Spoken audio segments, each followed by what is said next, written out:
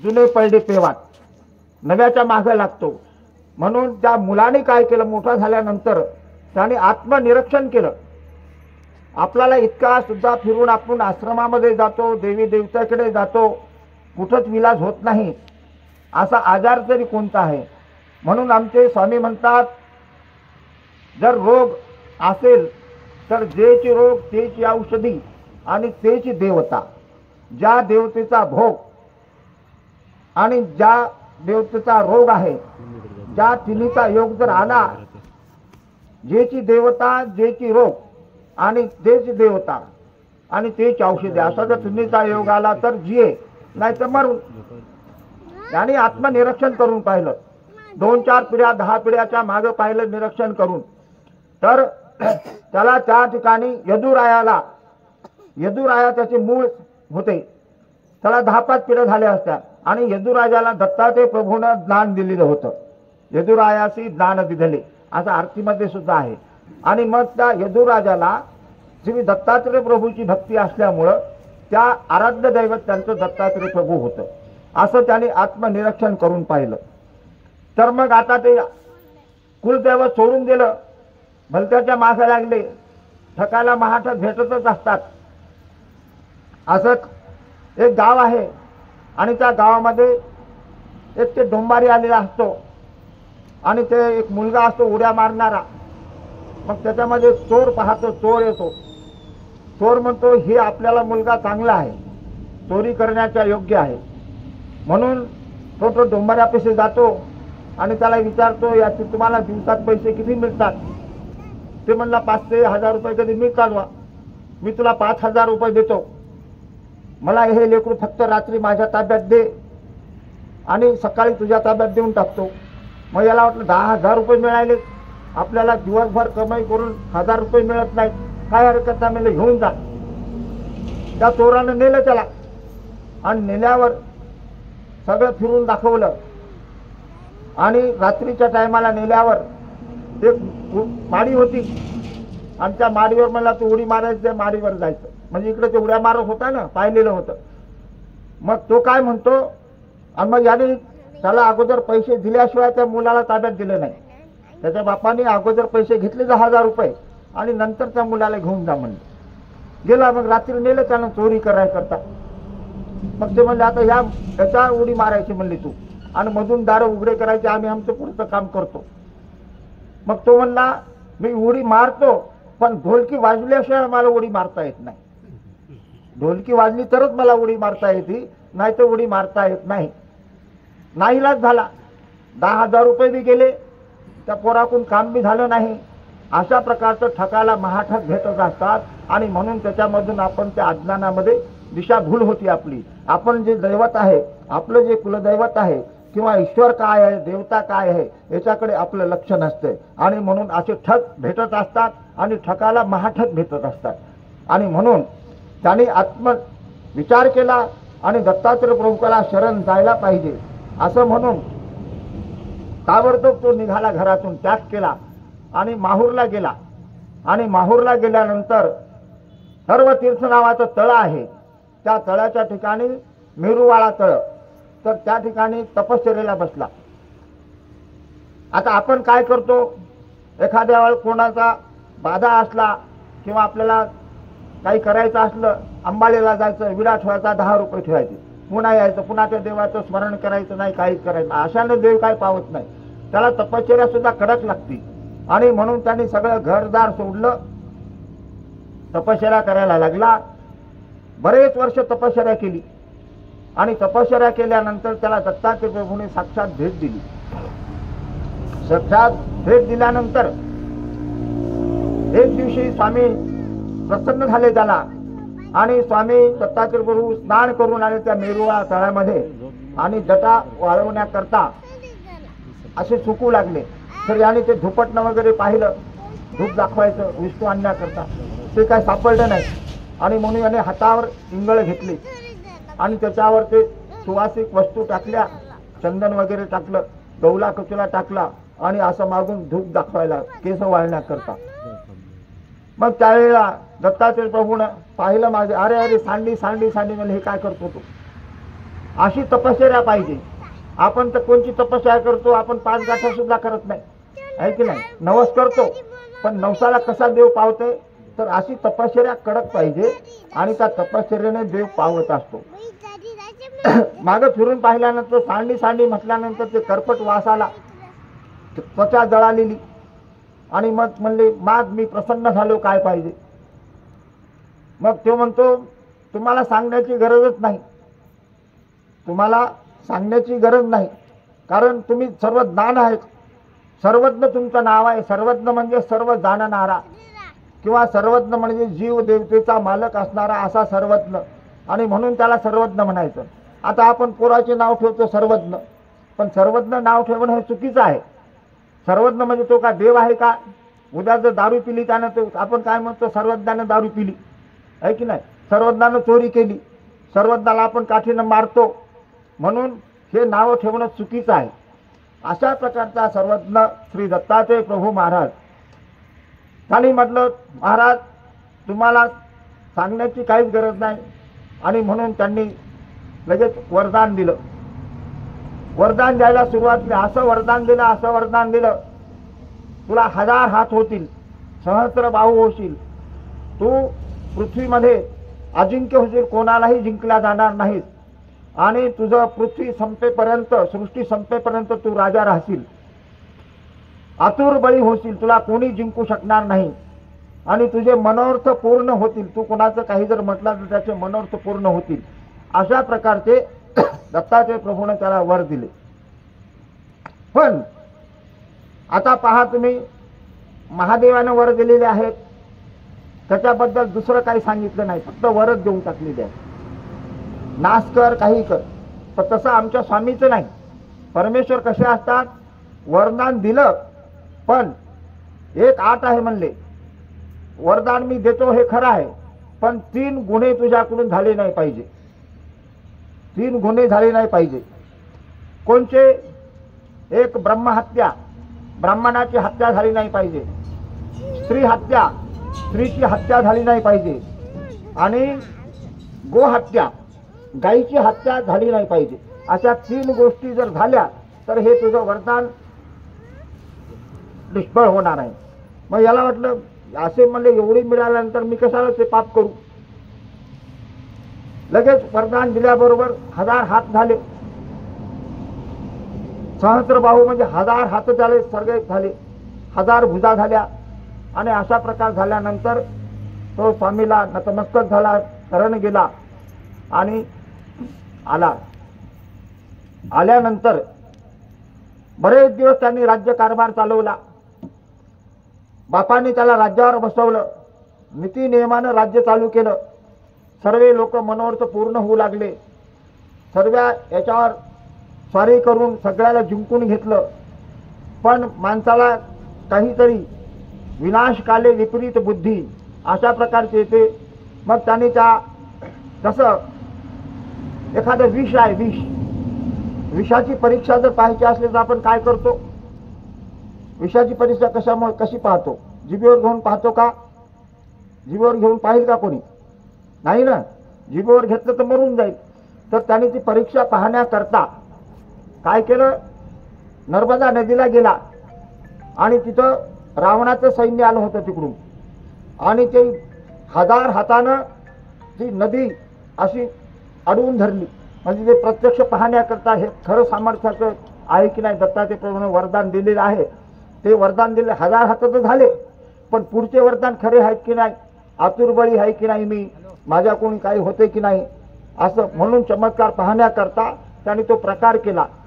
आणि नर्मदा नदीला असं धरलं रोखून, सर्व पाणी तुंबून गेलं. त्या रावणाच्या नगरीला येढा पडला. रावण सुद्धा घाबरून गेला. रावणाचं सैन्य आलं याच्या चाल करून. त्या रावणाला सुद्धा बंदीशाळेमध्ये घातलं. कोणी? या सहस्रार्जुनानं. पहिला अर्जुन नाव होतं, मागून सहस्रार्जुन नाव पडलं त्याचा 1000 हात असल्यामुळं. तर अशी त्याला प्रचिती आली त्या सामर्थ्याची. आणि मग नंतर तो रावणाला बंदीशाळेमध्ये घातलं. मग ते पुलस्ती ऋषी आले, आणि त्या ऋषीनं याचा मध्यस्थी होऊन त्या रावणाला सोडायला लावलं. अशा प्रकारचं याचं सामर्थ्य वाढलं. आणि सामर्थ्य वाढल्यानंतर पुन्हा याला अंगामध्ये ताकद आली, विचार वेगवेगळ्या प्रकारचे येऊ लागले. आपण एक कार्य सिद्धी झालं, 1000 हात झाले, आपण त्यांना जिंकलं. अशा प्रकारचं करून शिकारीला निघाले. मग सैन्य घेतलं सर्व जमा आपल्याबरोबर आणि शिकारीला निघाल्यानंतर कुठं आले? रुद्रपूरला आले. आणि तिथं जमदाग्नी आणि रेणुका, रेणुका ही देवी आहे. रेणुका ही देवी आहे, सामर्थ्य आहे. तुम्हाला माहित आहे रेणुकाचे सामर्थ्य कसं आहे ते. पण रेणुका कशी आहे आणि दत्तात्रय कसं आहे याची तुलना कशी आहे. आपण देवता आणि परमेश्वर वेगवेगळे म्हणतो की नाही, तर मग देवता कशी असते आणि परमेश्वर कसा असतात याच्यामधला भेद कसा आहे. तर त्या ठिकाणी गेल्यानंतर शिकारीला गेलेल्या घनदाट अरण्यामध्ये गेलेले आहेत आणि घोडे आहेत, शिपाई आहेत, घोडेस्वार आहेत, त्यांचं सैन्य आहे, राजा आहे. आणि अशा वेळेला घनदाट अरण्यामध्ये गेल्यानंतर उन्हाचे खूप ऊन लागायला सुरुवात झालेला आहे आणि त्या ठिकाणी त्याला तहान लागते. आणि तहान लागल्यानंतर प्रधानाला सांगतो कुठं पाणी आहे का पहा. मग ते प्रधान शोधाशोध करतो. तर ती पर्णकुटी असते, एक जमदाग्नी तपश्चर्या करायला बसलेले असतात आणि रेणुकाही मध्ये असते. आणि त्या तिथे जाऊन तो प्रधान त्या झोपडीमध्ये पाहतो, जातो तो एक म्हातारी तिच्या ठिकाणी रेणुका ही बसलेली आहे. मग ती विनंती करतो की आमचे राजे आलेले आहेत, राजाला फार तहान लागलेली आहे आणि तुम्ही पाणी त्या राजाकरता प्यायला द्या. असं म्हटल्यानंतर त्या रेणुकेने काय केलं, एक द्रोण घेतलं आणि त्या द्रोणामध्ये पाणी दिलं. हे तुमच्या राजाला पाणी न्या म्हणले. मग तो प्रधान म्हणला एवढंच पाणी राजाला कसं पुरेल वा. मग त्या रेणुकेने सांगितलं, रेणुका देवता होती किंवा सर्व जाणणार होती. आणि त्यावेळेला ती म्हणली तुम्ही खोल जागा पहा आणि त्या खोल जागेमध्ये हे पाणी टाका आणि त्या ठिकाणी मोठा तलाव होईल. आणि ते तलाव झाल्यानंतर तुमचे सर्व घोडे, शिपाई, सैन्य, राजा हे सर्व पाणी पितील, तृप्त होतील म्हणले. काय बरं नाही. तो प्रधानाने घेतलं ते द्रोण आणलं आणि अशी खोल जागा पाहिली. त्या ठिकाणी ते पाणी टाकलं. टाकल्याबरोबर तिथं तळ झालं मोठं आणि तळ झाल्यानंतर सर्व पाणी पिले. पाणी पिल्यानंतर त्या राजाला सर्व हकीकत सांगितली प्रधानानं. अशाच्या प्रकारचं मी पाणी मागायला गेलो आणि त्या ठिकाणी रेणुका एक बाई आहे आणि तिनं हे पाणी द्रोणात दिलेलं आहे. हा चमत्कार झालेला आहे. याची अभिलाषा थोड्या वाढली. कुणाची? त्या राजाची, सहस्रार्जुनाची अभिलाषा वाढली आणि तो म्हणतो आपण जाऊ त्यांची भेट घेऊ. गेले तिकडं. गेल्यानंतर ते सांगते, तो राजा काय म्हणतो, आम्हाला भूक लागलेली आहे, अत्यंत आम्ही भुकेतून गेलेलो आहोत. पाणी तर मिळालं पण आता आम्ही आमच्या गावाला जातो, आम्ही आमच्या स्वस्थळी निघून जातो. मग ती रेणुका काय म्हणते, तुम्ही स्वस्थळी जाण्यापेक्षा अशी उपाशी तपाशी जाऊ नका.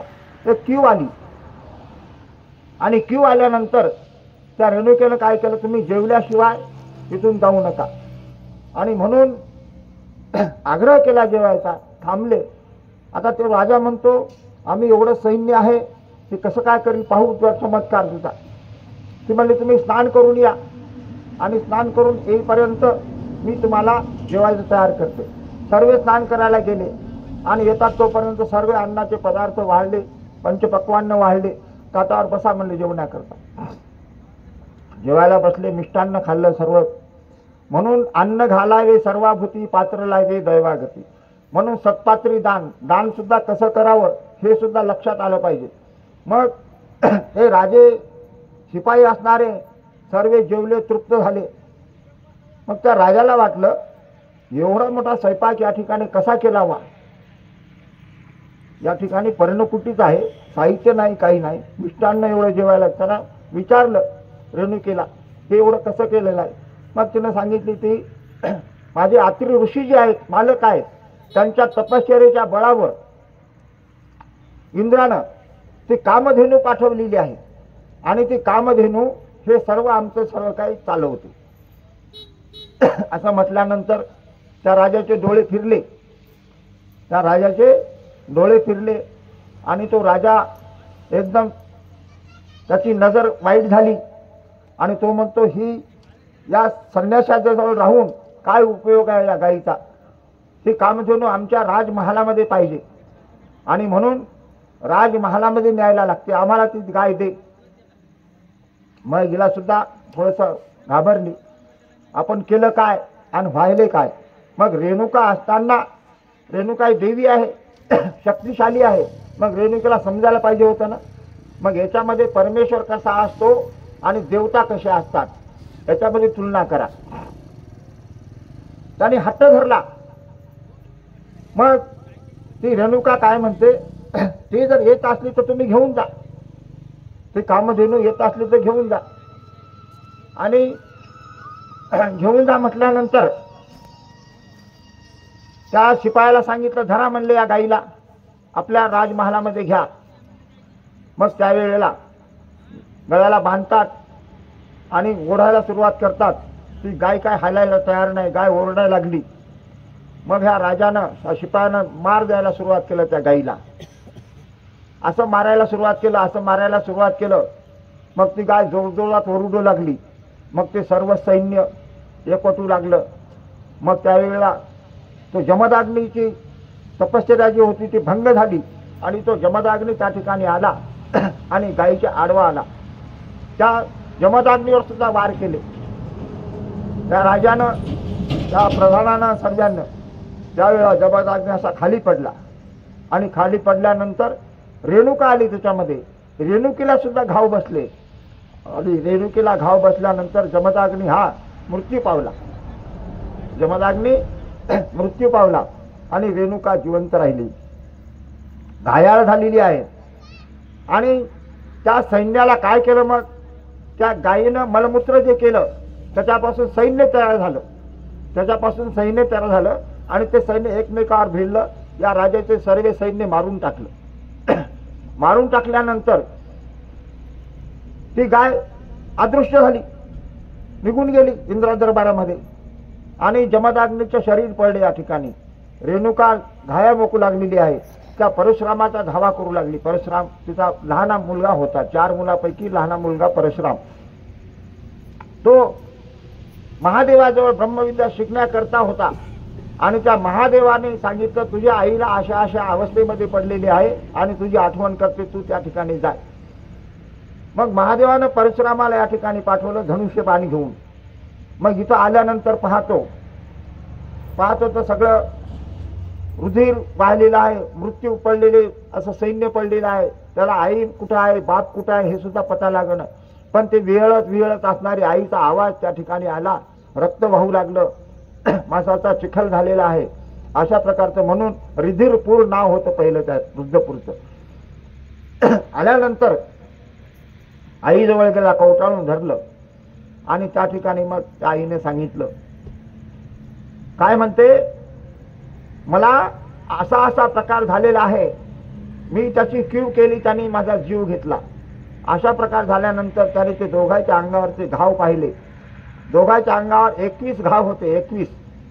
आणि 21 घाव असल्यानंतर मग तिनं एकच सांगितलं त्याला, आता आम्ही तर राहणार नाही, वडील तर मेलेलेच आहेत, पण मी सुद्धा वाचत नाही, पण मला एवढं कर की दत्तात्रय प्रभूपाशी मला नेक दोघांना पण, आणि त्यांना कोरी भूमिका कुठं आहे तिथं माझं दहन कर. मग रेणुकाला जर परमेश्वर असती तर तिला समजलं असतं कोरी भूमिका कुठं आहे. दत्तात्रय प्रभूला काय म्हणली, कारण परमेश्वर दत्तात्रय प्रभू हे परमेश्वर अवतार आहेत. परमेश्वर म्हणजे चैतन्य पर परमेश्वर तो देव श्री चक्रधर, अशा प्रकारचे 81 कोटी 1.25 देवता आहेत आणि त्या देवतामधूनच ही रेणुका आहे. देवतेला तेवढं काही ज्ञान नाही आणि म्हणून त्या दत्तात्रय प्रभूचा तिनं धावा केलेला आहे. दत्तात्रय प्रभूजवळ जाय, आवड करून ने. मग तो म्हणतो, मला दत्तात्रय प्रभूची कशी भेट होईल, मला कशी ओळख होईल. ते म्हणले, माहूरगडावर जाशील तर माझ्या तुझ्या कावडीला 1.25 हात कोंब फुटल, वेळूला 1.25 हात कोंब फुटल म्हणजे हिरवा कोंब फुटल. त्यावेळेस तो दत्तात्रय प्रभू समज बनले. त्याने कावड केली आणि कावड केल्यानंतर आणि मग त्या ठिकाणी संकल्प केला त्याने. 21 घाव पाहिल्यानंतर पा कोणाचा बदला कोण घेते आणि विनाकारण नाहक कसे मरतात. आपण कोणाच्या मध्ये जर गेलो तर आपले नुकसान का होते, म्हणून आपण कोणाच्या वादामध्ये जाऊ नये. आपलं आपलं पहा, वादामध्ये विनाकारण गेल्यानंतर काय होते. त्यावेळेला 21 घाव तर त्याचे पाहिले आणि हातात पाणी घेतलं आणि संकल्प केला त्याच ठिकाणी त्या आईवडिलाला उचलता वेळेस, मी हे 21 घाव जे आहेत तर 21 वेळेला मी पृथ्वी निक्षत्रिय करील. 21 पिढ्या त्या क्षत्रिय मी जन्माला येऊ देणार नाही, आला तरी मारून टाकेल. आहे की ना. आता म्हणजे घोट्या घाव शेंडी अवधान, त्याला म्हणतात घोट्या घाव शेंडी अवधान. म्हणजे मारलं कोणाला आणि ते किती जणांचं नुकसान केलं त्यानं, ज्याची त्याला शिक्षा द्यायला पाहिजे ना. ते शिक्षा 21 पिढ्यापर्यंत त्याने एक क्षत्रिय वाचू देणार नाही असा संकल्प केला. आणि मग दत्तात्रय प्रभू माहूरजवळ आले. दत्तात्रय प्रभू दिसल्याबरोबर कावडीला कोंब फुटला आणि त्यावेळेला दत्तात्रय प्रभूचे पाय धरले. आणि दत्तात्रय प्रभूचे पाय धरल्यानंतर त्या ठिकाणी दत्तात्रय प्रभूला म्हणतो, मला कोरी भूमिका दाखवा. कोरी भूमिका म्हणजे काय. ते कोरी भूमिका म्हणजे असा एक प्रकार आहे की ज्या ठिकाणी हे नरक भोगण्याचे जीव असतात, नरक भोगण्याकरता ते जडत्व म्हणतात त्याला, तर त्या जमिनीमध्ये ते जीव सुद्धा नसले पाहिजे नरक भोगणारे. अशा प्रकारचे त्याला म्हणतात कोरी भूमी. म्हणजे त्या ठिकाणी कोणता जीव नसला पाहिजे आणि ती म्हणजे कोरी भूमी. आणि मग ती आम्हाला दाखवा. मग ते दत्तात्रय प्रभूनं कोरी भूमी दाखवली तिथे. आणि दाखवल्यानंतर त्याला म्हणले सर्व तीर्थ पाहिजे. मग त्यावेळेला तुम्ही सर्व तीर्थ आहेत. दत्तात्रय प्रभूला ते शरण गेला, तुम्ही सर्व तीर्थ आहेत वा. मग त्यांनी म्हणले बाण मार. आणि बाण मारल्याबरोबर तिथून मधून गंगेचं पाणी आलं आणि त्याचे पाय धुतले दत्तात्रय प्रभूचे. आणि पाय धुतल्यानंतर त्यांच्या अंगावर टाकले आणि सिंचर करून त्या कोरी भूमिकेमध्ये त्यांचं दहन दिलेलं आहे. अशा प्रकारचे दत्तात्रय प्रभूने त्यांनी वरदान दिलं. आणि याचे सहस्र हजार हे सुद्धा नाश पावले. सहस्रार्जुनाने त्याचे युद्ध केल्यानंतर हजार हातामुळे 500 बाण एकदाच मारत होता हा. कोण. सहस्रार्जुन. 2 हातामुळे 1 बाण, 2 हातामध्ये 1 बाण, तर 1000 हातामुळे 500 बाण एकदाच मारायचा. पण सहस्रार्जुनाने सर्व याला मारून टाकलं. कारण याला तिन्ही दोष घडले. ब्रह्महत्या झाली, गोहत्या झाली आणि स्त्री हत्या झाली. अशा प्रकारचं म्हणून गाय कशामुळे मारायची नाही. गाय ही प्रजेचं पालन करणारी आहे. आपल्या कुणबी लोकाला त्याच्यापासून खूप मदत आहे. शेती कृषी कर्म करण्याकरता बैल सुद्धा त्याच्यापासून तयार होतात. म्हणून गायीचं रक्षण करा तेव्हा सांगितलं. पण गायीचंच नाही, पण निरापराधी जे लोक असतील त्यांचं सुद्धा, पशु असतील त्यांचं सुद्धा रक्षण करा, त्यांना मारू नका. अशा प्रकारचा संदेश त्याच वेळेला दिलेला आहे कृतयुगापासून. आता चाललंय गोहत्या बंद करा, गोहत्या बंद करा. आणि स्त्रीचा हत्या सुद्धा आमच्या स्वामींनी सांगितलं, पुरुषापेक्षा स्त्रिया स्नेहाळू. पुरुषापेक्षा स्त्री स्नेहाळू असते आणि स्त्रीच्या ठिकाणी ममता असते. आणि स्त्री ही आई आहे, माता आहे. आणि म्हणून तिचं तुम्ही रक्षण करा, तिच्यावर वार करू नका, तिची